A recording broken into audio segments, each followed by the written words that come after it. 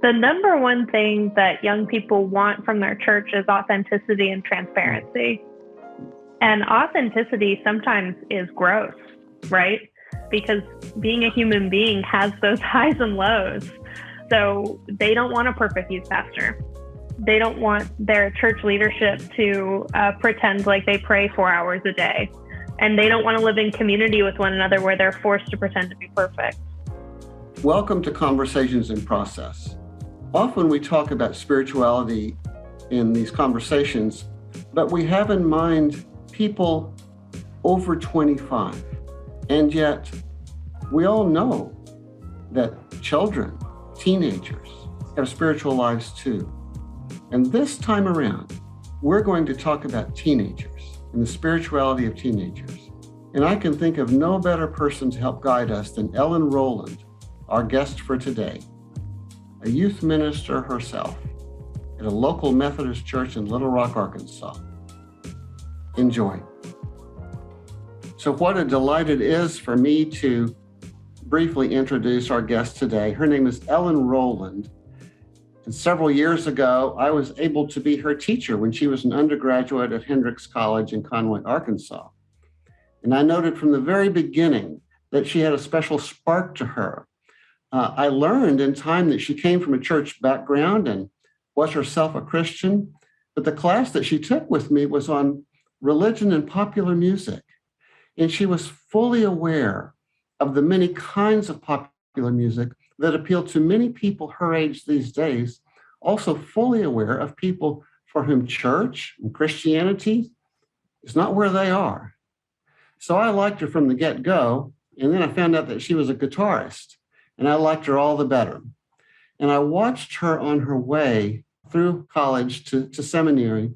And now she is herself a minister of youth and family at a United Methodist church in Little Rock, Arkansas, working with teenagers. And I thought, who better to ask about religion, church, teenagers, and life than Ellen Rowland? So she's my guest for today. Enjoy. And Ellen, I can't wait to jump into the subjects at hand. And I know you're about a lot of things, but I want to tell you one of the great mysteries of life to me are teenagers. What are they? Where do they come from? Is this a stage that should have been bypassed in the course of a life? Certainly in my life, it should have been. So I really want to talk with you about religion, God, and teenagers. And I think you're kind of an expert, and I've got so much to learn. You know that I'm a process theologian, and I know you had a professor at Hendrix College, Dr. John Sanders, who's a well-known open theist, so you got a bit of those worlds in your college training. But I'm wondering if process or open and relational theology has informed your own work in any way. And if so, how? And if not, that's okay. Yeah, well, thank you so much, Jay. I mean, up front, I don't work for a church that's a process church. And I even teach my students probably a couple different theological models they can kind of find the right path for themselves. But process theology and open and relational theology for me are important ways of understanding, especially teenagers, for individuals who are whole beings that happen to be in chaos, in bodily and mental and spiritual ways. I find that process is a huge relief to them, that there is a model of God and God's work that matches how their life is unfolding at the time. So especially in Arkansas, in the Bible Belt, where the Evangelical church is still large and very loud and influential, a lot of times the theological model that they don't necessarily hear at our church, but they hear out in the world and on social media and from their friends, is often one that puts God in a box that says God plans everything. God is in control of everything, and you need to trust that without asking any questions about it. And as teenagers experience some of their first deep griefs and traumas of their lifetime, I find kids that come to church that need a different system to believe in a God that loves them. So process for me has at least been at least one tool to talk to young people about God in a way that they can hold on to a lot better. In your work with teenagers, do they ever need to come to grips with suffering and sadness and the hard part of life? And if so, do notions in process or open and relational theology help them along those lines?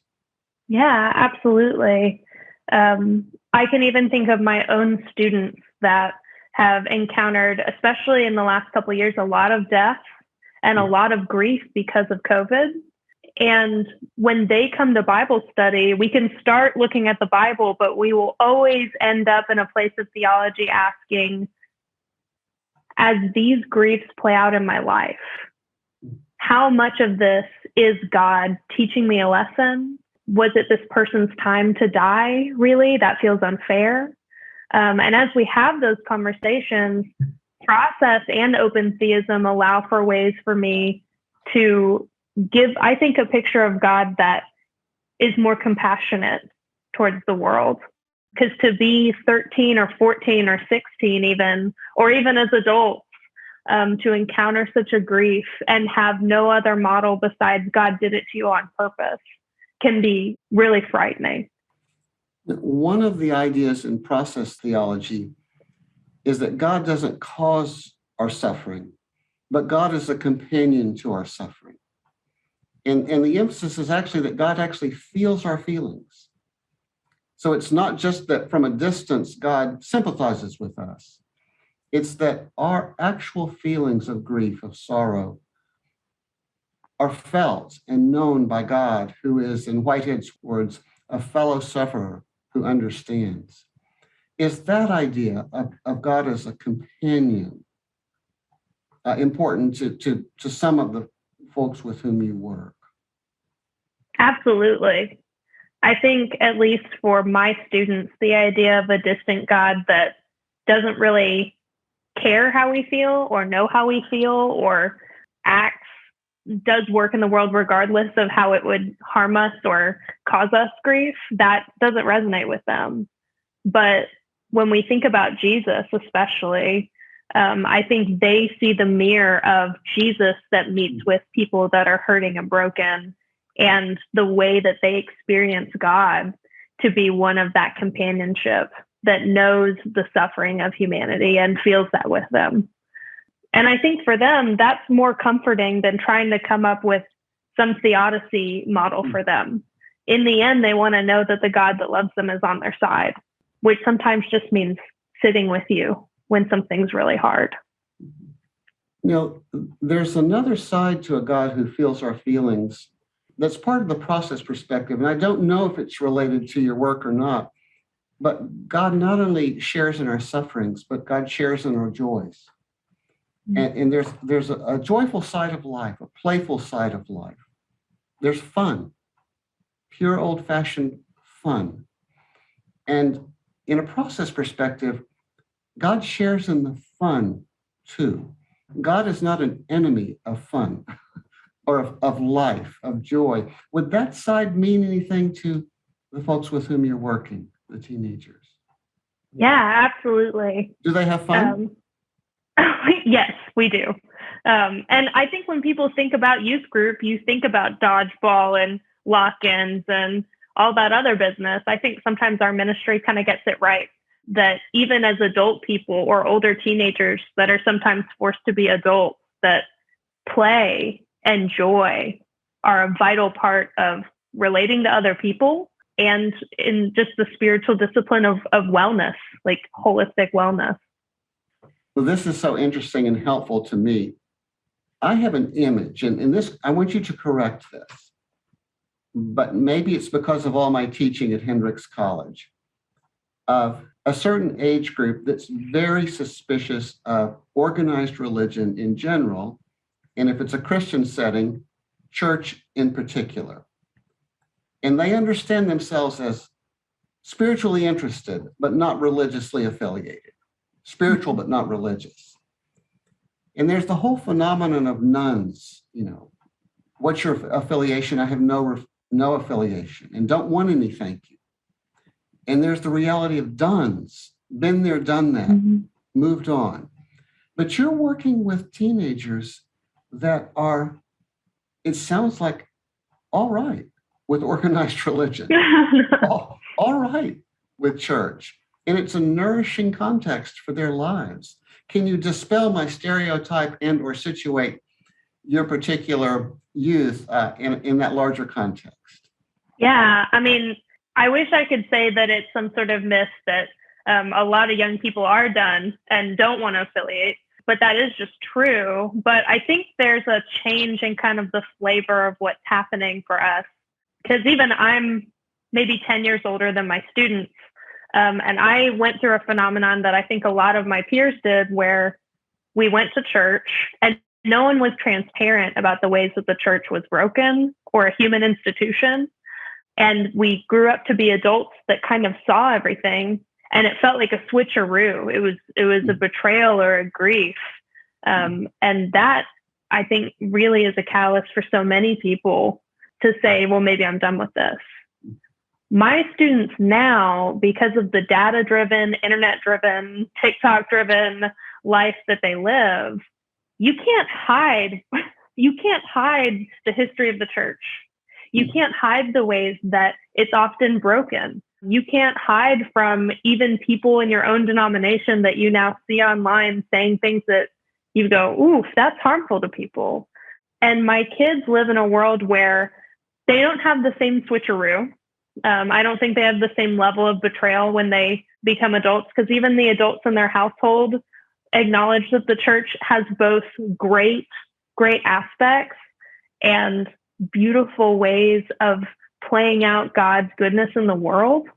But the church also has a history of harm, and the church has a history that we still have to deal with, especially in the United States. And so my students that come in to my youth group, I think, have a better understanding of this is kind of what we're getting into. And I think their demands of youth ministry are just a lot different, because we used to send kids into Methodist youth group to grow up to be good Methodists. And my kids really come in now with a higher expectation and a deeper expectation of how will I grow in my personal discipleship, that they belong to a greater order, not just of one very fickle denomination or another. So just as a side right there, are they interested in denominations at all? Is Methodism important to them, or is it instead my local church and my friends and the atmosphere that I enjoy here that's important? I think it's a little bit of both. I mean, the older my kids get, I think the more they realize that Wesleyan theology is just different than the other churches around them, that mainline Christianity is really different from like a more conservative evangelical church setting. So they become kind of proud of their own brand, maybe. But I think they do. I think they're as troubled as anyone about, do I fit into this particular denomination, or do I find a church that I love and I grow there? And I think they long deeply for a denomination that gets it right. And I don't know if that's out there. The Wesleyan tradition emphasizes the role of the Holy Spirit in human life, and for that matter, in the human heart. And John Wesley thought that the point of it all was to grow into a perfection of love with the guidance of the Holy Spirit. I like to think, but it's not true, but I like to think it anyway, that he was a little loose on doctrine. That side of religious life wasn't as important to him. Whether I'm right about Wesley or not, how about for the teenagers with whom you work? Is doctrine, is right belief important to them? Or by contrast, no, that's not where they are. They're interested in the promptings of the Holy Spirit in human life. Can you speak to that? Yeah, that's a great question. I think for so many, it is a lot about listening to what the goodness of God is and following that. And I think, especially when we are helping young people use models of theology that do have something like the lure of God or the calling of the Holy Spirit, that's really resonant and helpful. But I think their biggest piece is finding doctrine that mirrors what they believe right action is. I think there is a stereotype that young people only care about doing what's right and that believing what's right is whatever. But they want a substantial Christian understanding of the world that challenges them constantly to be more compassionate and open and loving and peacemaking. So I think lining those things up is the most important priority for them. That's helpful. Thank you. Another of my stereotypes, and I hope you'll dispel it, is that Generation Z in particular loves to ask questions. And questioning itself is a spiritual practice. Personally, I think that aligns with process thought, that the lure of God is also a lure to question. But what's your experience? Would you say that asking questions is characteristic of what your folks are about? And if so, do you yourself understand that as a spiritual practice? Yeah, absolutely. I think there's been a focus, even in secular education, on helping children and teenagers and college students, especially if you're at a liberal arts college, to do good critical thinking. And it's funny to watch adults say, this is so important because you need to be able to critically think about your vote or critically think about a problem that you're trying to solve at work. But then these same skills are applied to the Christian institution, to the church. And it starts to feel like we are poking holes in a boat that's just barely floating.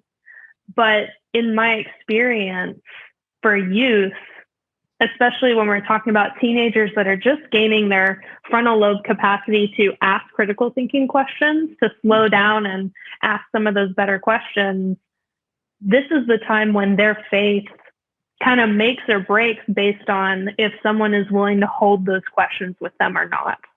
And for Gen Z that is very, very fearful of any authority saying, this is how it has to be, you can't ask questions about it, this is how it's going to be, the church kind of has a make or break moment to say, we're a place where you ask good questions, or to keep forcing ourselves to be a place that says, we have all the answers and you don't need to bring those questions here. But it's a beautiful moment in my work when my students come in and they start asking some of those great questions about who God is and how God works. And Process and Open Theism offer us that opportunity to say, God is a mystery, and it's okay to not know. In a world that is data-driven, and I can look it up on the internet, and if you really love something or support a cause, you have to know every centillionth about it. Church might be one of the last places where we say, you can be a part of this thing by saying, I don't know everything. And that's the right answer. Ellen, one question. In the world of process thought, the big issues of our time are really important. John Cobb, age 97, is deeply devoted to the ideal of a new kind of civilization. He calls it an ecological civilization that's good for people, other animals, and the earth, and that is instantiated in local communities that are just, sustainable, and joyful. And that's his life work. And it is for many process folks, it's those kinds of issues that are very important to them. How about for teenagers that you work with? Is all that irrelevant or not where they're at, or not important, or by contrast, no, very important, or sometimes yes, sometimes no? Can you speak to teenagers and the big issues of our time? Yeah, I mean, it's a wide swath of teenagers that always live within the tension of their life as they are changing and encountering new relationships is all they can think about. But their global awareness, especially because of some of these platforms like TikTok, Instagram, etc., they are more aware than most adults about some of the justice issues going on, and often have a greater openness to the steps that it takes on a daily basis to be peacemakers and be activists in their own way. Most of your students are are white and middle class white. Is that correct? Is that right? Middle class or above, for sure. How about race for them? Where do they encounter the question of race? Are they aware of their whiteness? Do questions of privilege fall into their consciousness? If so, what do you do with that? And do those questions also fall into your consciousness? And what do you do with that? Can we hear a little bit about religion and race? Yeah, absolutely. I think for me, especially, that is something that I bring into our ministry, that, you know, the time is now for young people, especially affluent white youth in a southern state, to really be thinking about these things, again, critically.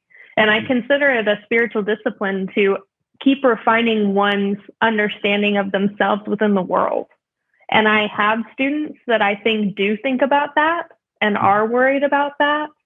So within our own conversation at youth group or within their own small groups even, there are moments where that becomes a really beautifully highlighted piece of why we keep coming to church. Because in the end, these are kids that are going to go and get great educations and be leaders in the workforce, leaders in government, leaders in their local community, and they have an opportunity to use their privilege in a way that serves the world. Are there contexts in which they can interact with, get to know, have programming with? Can it get out of their bubble, get out of their shell of white privilege? Or have you tried to create some, or would you like to create some? I want to get them out of their bubble. I want to get myself out of my bubble too. Absolutely. So for kids that do want to be conscious and interact with people of a different race or a different socioeconomic class, you do have to work a little harder, I think. So some of the ways we do that are summer opportunities. We do take trips. We do interact with other churches within the conference. But yeah, I mean, my dream would be that we have a more regular interaction with, especially even utilizing our own Christian connection with other churches that have youth that are kind of doing a similar thing, that they're trying to get out of their bubble too. Unbubbling, the spiritual practice of unbubbling. We can work on that. Let me ask you, while we're in diversity for a bit, how about other religions? Jews, Muslims, Buddhists. Little Rock's a religiously diverse community in a way. I guess question number one is, do they have interest in or attitudes about other religions, or is that not especially relevant? And two, what do they make of the fact that there's so many religions? Any thoughts on that? Yeah, I mean, I think they're definitely, especially as they keep exploring who God is to them, it becomes really apparent that there are a lot of different ways to think about God. And all of these other religions have something rich that attracts people, and they're curious about that. So there's a lot of room, especially because Little Rock is so religiously diverse, to bring all sorts of youth together. I know even for the interfaith community here, there's like a children's camp that happens during the summer where there's a lot of interaction.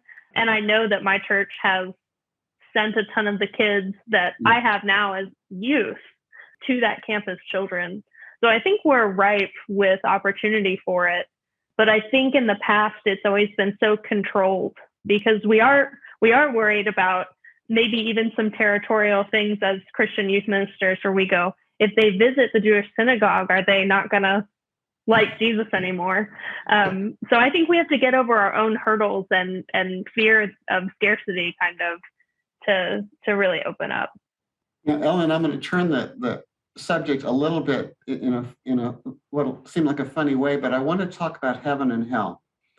So shift gears. Okay. Are questions of heaven and hell important to the teenagers with whom you work? Are they important to the church that you're a part of? Are they important to you? I would say on a personal level, I've come to a place where I'm cool with just not knowing. I believe in a divine that loves us, and once this life is gone, I have to believe that love exists in a beautiful way beyond this, and I'm cool with that. For my students that interact with a lot of Christians that have a heavy emphasis on heaven and hell, they have a lot of, I would even call it angst about how to interact with that and what it means, and not necessarily where they're going, but they are really deeply concerned for people that get labeled undesirable in heaven, kind of. So, I mean, it comes up a lot because it is scary. And I don't think it's even that kids are worried that they're going, but they're worried about their friend that self-identifies as an atheist. And they're worried about their friend that self-identifies as a Muslim. And I kind of love that empathy more than having a right answer for them. Okay, so we have heaven and hell taken care of now. So let's turn to the Bible. You're in an environment where many people, if asked, many Christians, if asked, would say, of course, the Bible is the Word of God, and I know exactly what that means. It means that it's word for word inerrant. There are no errors in it whatsoever. And the Christian life is following the teachings of the Bible in a perfectly faithful way. And the Bible's kind of a rule book to the best that you can discern the rules. And you go by them. Now, I get the sense that that's not exactly the approach to the Bible that you take. Maybe it is. Can you describe your approach to the Bible with the teenagers? Yeah, absolutely. So I would say that I definitely take on the classic United Methodist understanding that, the Bible is inspired by God. And for many, that goes in a bunch of different directions within our denomination. But for me, that means that the Bible is written by human beings that had beautiful and sometimes hard experiences in their faith with God and in their walk with God. And so we receive those as they are, as the wisdom that they carry, and the stories of Jesus who we follow and try to emulate. So my students do, especially my high school Bible study, which is the joy of all of my 40 hours of work a week. They really do sit there and say, does Paul hate women? And we really sit there and tease out the historical context of that and the ways that we can and can't apply things to our daily life. And some of the meaning and understanding that we need about Jewish texts to understand the New Testament. So we really kind of sit there with things that we think are true and holy and speak to us.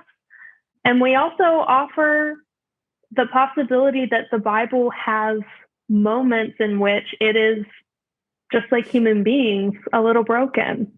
And we hold both those things together, which I think is also a spiritual discipline in and of itself.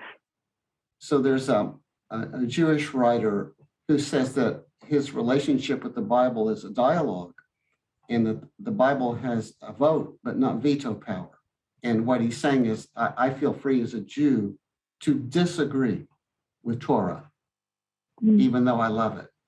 Do you feel like, I'm pressing you a little bit on this, do you feel that it's okay not just to say it was broken in moments, but it was wrong in moments? Can the Bible be wrong sometimes?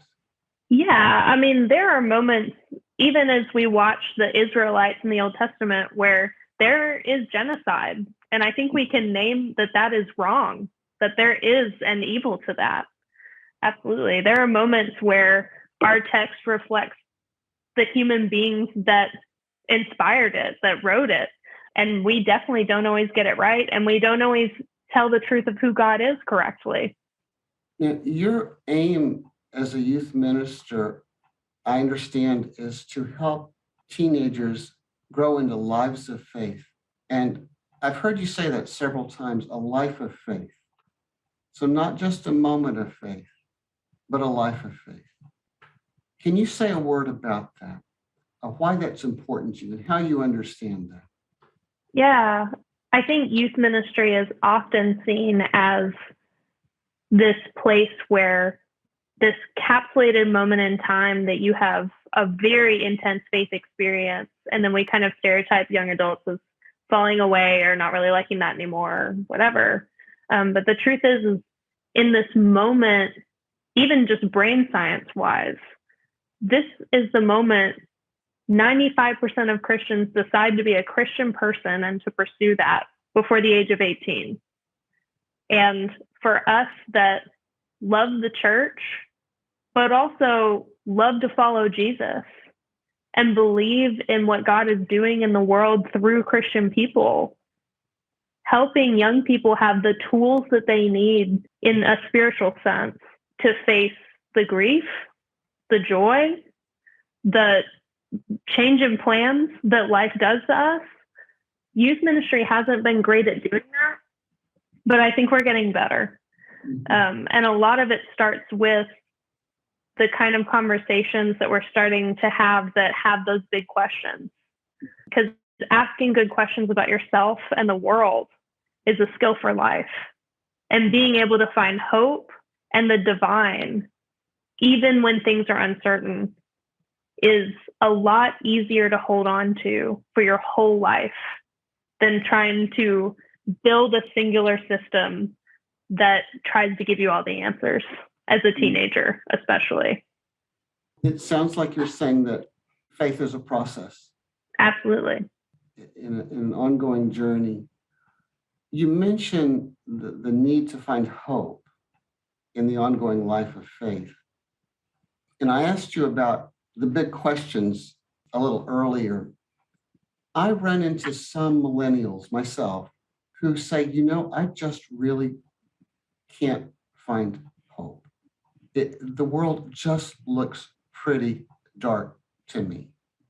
And this interview is occurring on a day in our history where there's a war that's just starting right now in Russia and the Ukraine.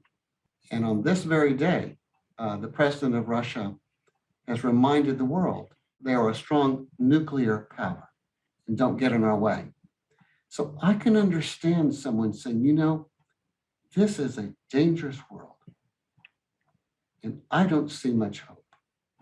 Mm-hmm. So back to the teenagers with whom you work, where do they find hope? I know they find it in community with one another. I know they find it in your teachings, in your being with them in the ways that you are. Are there other sources too? How about nature? How about music? How about prayer?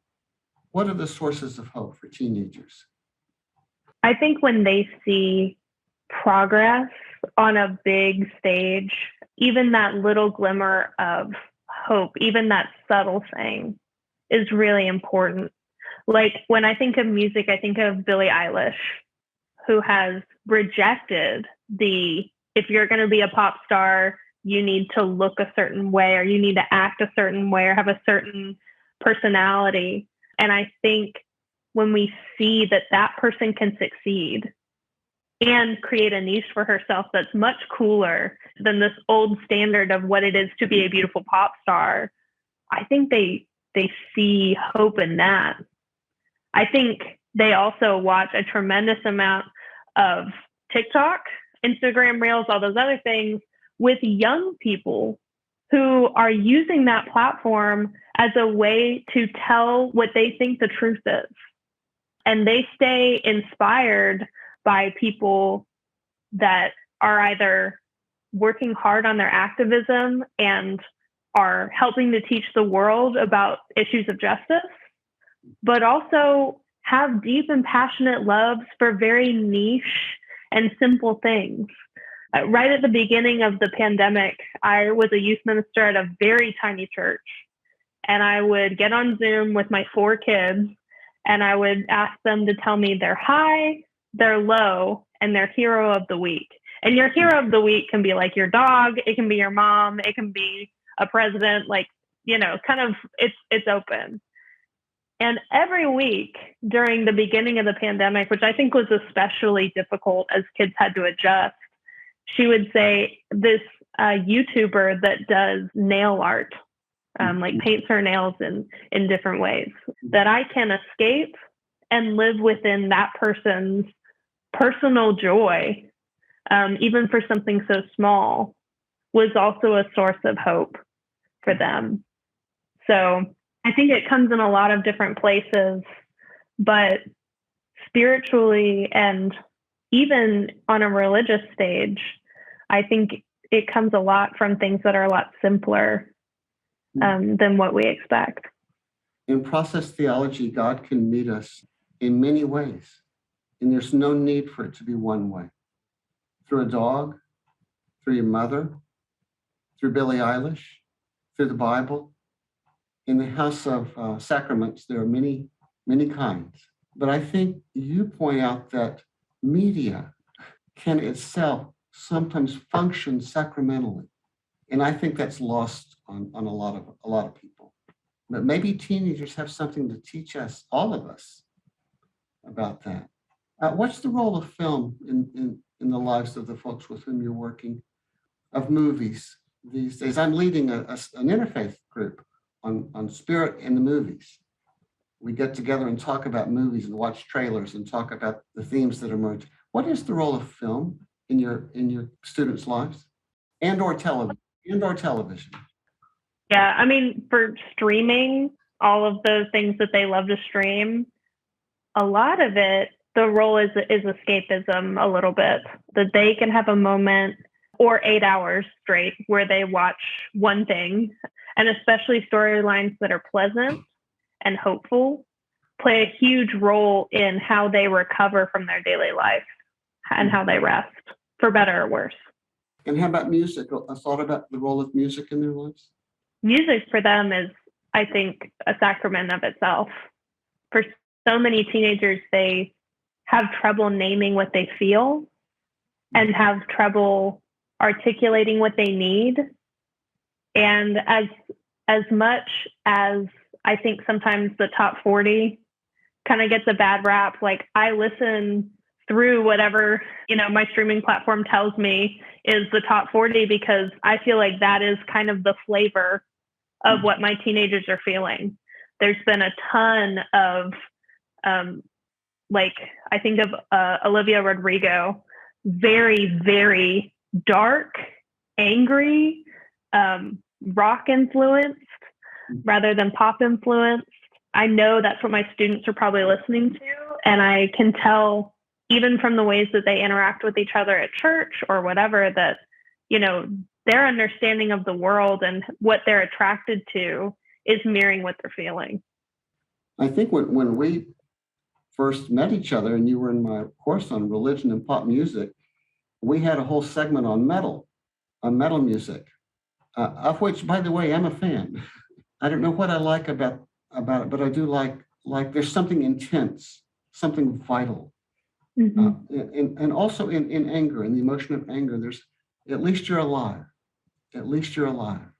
Mm-hmm. And I was wondering, in the range of spirituality, sometimes that's called owning the dark side of life, owning the shadow side of life. That's important too. Everything cannot be sweetness and light. Mm-hmm. Life comes as a whole. Is that something that life comes as a whole that's part of your understanding of what it means to be a teenager in a life of faith? Yeah, absolutely. The number one thing that young people want from their church is authenticity and transparency. And authenticity sometimes is gross, right? Because being a human being has those highs and lows. So they don't want a perfect youth pastor. They don't want their church leadership to pretend like they pray 4 hours a day. And they don't want to live in community with one another where they're forced to pretend to be perfect.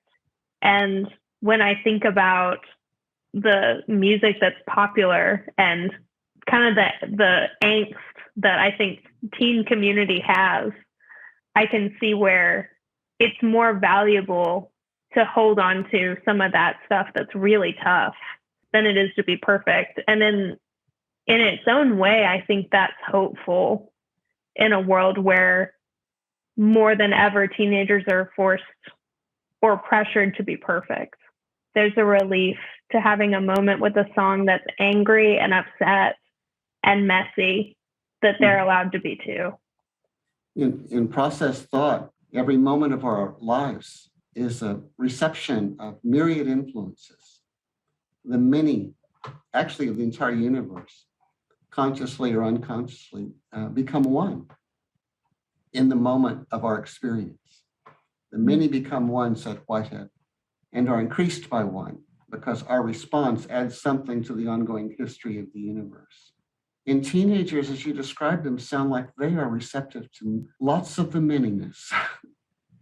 The dark, the light, the happy, the sad, the frustrated, the joyful, you name it. And God is in us not as a cause of the many exactly, but as a lure to integrate the many into a meaningful whole in the situation at hand, in this moment. And it sounds to me like that's kind of what you're doing with your youth ministry, helping your students and yourself be receptive as best you can to that lure toward wholeness. I think I understand teenagers better through our conversation today, and I want to thank you. Now, I'm going to give you one opportunity, and I say this half teasingly. I work with a lot of people that are really keen on process theology, and it is their hope, rightly or wrongly, that Christians and others will embrace process theology as a living framework by which they can live. Any advice for the process theologians of the world? I think there's a temptation to think about everything else in process externally.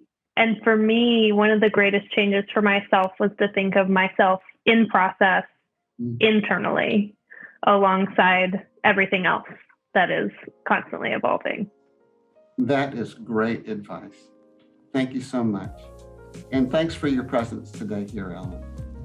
It's great to be with you. It's been a real pleasure. Thank you so much for inviting me. You're welcome. Conversations in Process is a podcast from Open Horizons and the Cobb Institute, hosted by Jay McDaniel. If you enjoy these conversations and would like to support the show, consider becoming a friend of the Cobb Institute or making a donation at cobb.institute. Or leave a review through Apple Podcasts to help others find out about the show. Thank you for listening.